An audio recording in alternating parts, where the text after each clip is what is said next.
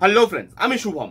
দেখে এলাম বাঙালি দর্শকের আরেকটি পছন্দের গোয়েন্দা চরিত্র একেন বাবুর নতুন সিনেমা দ্য একেন বেনারসের বিভীষিকা, ডাইরেক্টেড বাই জয়দীপ মুখার্জি।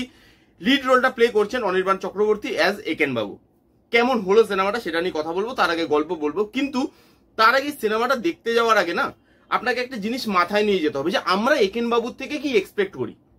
আমরা কি একেন বাবুর থেকে অন্যরকম একটা আলাদা মাথা ঘুরিয়ে দেওয়া গল্প এক্সপেক্ট করি, যে যেখানে আউটস্ট্যান্ডিং কিছু অ্যাকশন সিকোয়েন্সেস থাকবে, মাথা ঘোরানো একটা গল্প থাকবে, দর্শককে প্রচুর মাথা খাটাতে হবে, কঠিন একটা সিনেমা হবে।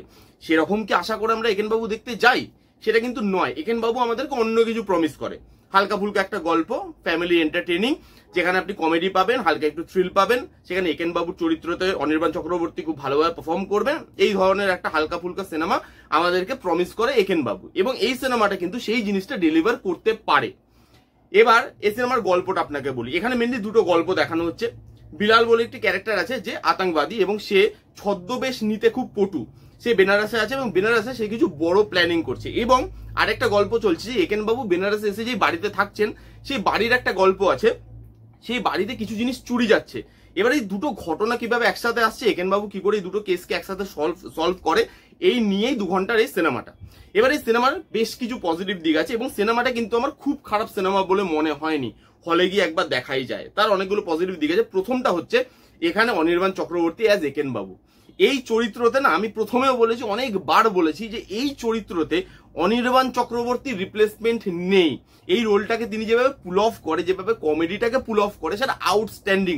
তার এক একটা বোকা বোকা ম্যানারিজম, তার এক একটা কথা, যেগুলো শুনলে আমাদের হাসি পায়।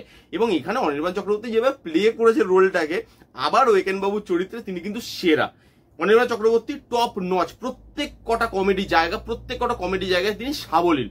তার সঙ্গে এখানে অন্য যারা অভিনেতারা ছিল, এই যে তার ডান হাত বাহাত সোমক সুভদ্র, তাদের কম্বিনেশন খুব ভালো। একেন বাবুর সাথে দুজনের কেমিস্ট্রি খুব ভালো, কারণ অনেকগুলো সিনেমা একসাথে করে ফেলেছেন, তো কেমিস্ট্রিটা ভালো ওয়ার্ক করে। বাকি যারা সাইড পারফরমেন্স আছে তারাও খুব ভালো। শাগনিক দা থেকে শুরু করে ঋষভ, বিশ্বনাথ দা, ঈশা, গৌরব, শাশ্বত দা, এরা প্রত্যেকেই না খুব ভালোভাবে কাজ করেছেন। প্রত্যেকের অ্যাক্টিং দেখবার মতো, পারফরমেন্স আপনি খুব ভালো পাবেন।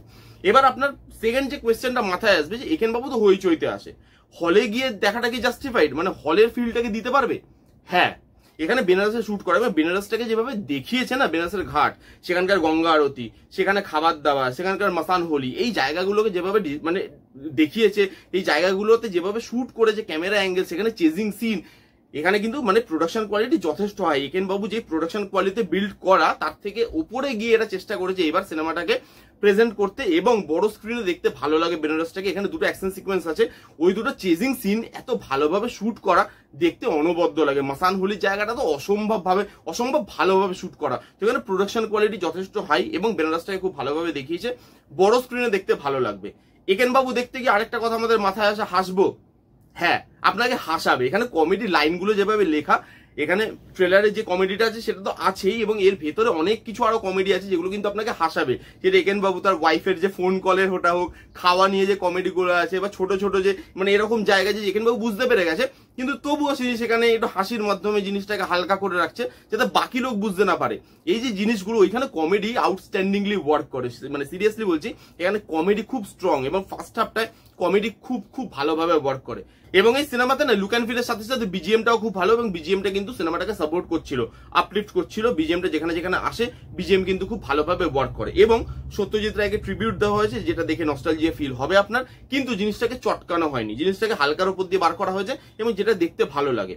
এই ছিল মোটামুটি পজিটিভ দিক। যদি নেগেটিভ দিকে আসি, এখানে না দুটো গল্প খুব সিম্পল, প্রেডিক্টেবল। ট্রেলারে যেটুকু আপনি গল্প দেখেছিলেন, গল্প ওটুকুই। ওই যে বিলাল বলে লোকটাকে ধরবে, এই ধরাটাই হচ্ছে গল্প, এবং ঘরের যে কেসটা, ওইটা খুব সিম্পল গল্প। দুটো গল্প খুব প্রেডিক্টেবল, কিন্তু রাইটাররা এখানে কি করার চেষ্টা করেছে, গল্পটা সিম্পল হওয়ার জন্য রাইটাররা চেষ্টা করেছে এটাকে কনফিউজ হতে প্রেজেন্ট করবো দর্শকের সামনে, কিন্তু সেটা করতে গিয়ে কনফিউজ তো হয়ই না, বরং এটা দেখতে লাগে যে ভাই নতুনত্ব কি প্রোভাইড করছে। বুঝতে পারা যাচ্ছে যে কনফিউজ করার চেষ্টা করছে, কিন্তু কনফিউজ হচ্ছে না দর্শক। এই জিনিসটা এখানে খুব বাজেভাবে মানে একদম ফেল করে। এখানে রাইটিং এর পোর্শনটা ভালো না। এক এক সময় এরকম হয় যে গল্প খুব সিম্পল, কিন্তু রাইটিং দিয়ে না জিনিসটাকে আলাদাই একটা গল্পে প্রেজেন্ট করা যায়, কিন্তু এখানে রাইটিংটা অত স্ট্রং নয়, গল্পটা অত স্ট্রং নয়, এবং এটাকে কনফিউজ করার চেষ্টা করা হয়েছে, যেটা কিন্তু কনফিউশন ক্রিয়েট করতে পারে না। ইরিটেটিং লাগে আপনার এক একটা টাইমে গল্পটা দেখতে দেখতে, যে বেসিক গল্পটা এত হালকা হলে কি করে চলবে। কনফিউজ করার চেষ্টা করছেন, বাট অডিয়েন্স কনফিউজ হচ্ছে না।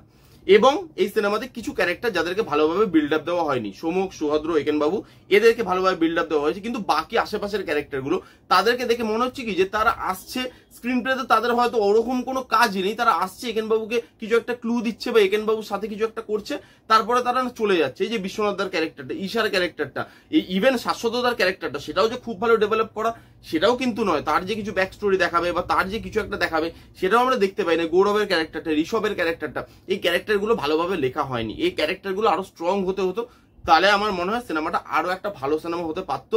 সিনেমাটার মধ্যে পোটেনশিয়াল ছিল। এই ছিল পজিটিভ দিক। নেগেটিভ দিক, যারা যারা হালকা ফুলকা একটা গল্প দেখতে ভালোবাসেন, একেন বাবুকে ভালোবাসেন, একেন বাবুর ক্যারেক্টারটা খুব পছন্দ, যান হলে গিয়ে ফ্যামিলির সাথে একেন বাবু সিনেমাটা একবার অবশ্যই দেখে আসতে পারেন। এই ছিল রিভিউ দ্য একেন বেনারসের বিভীষিকার।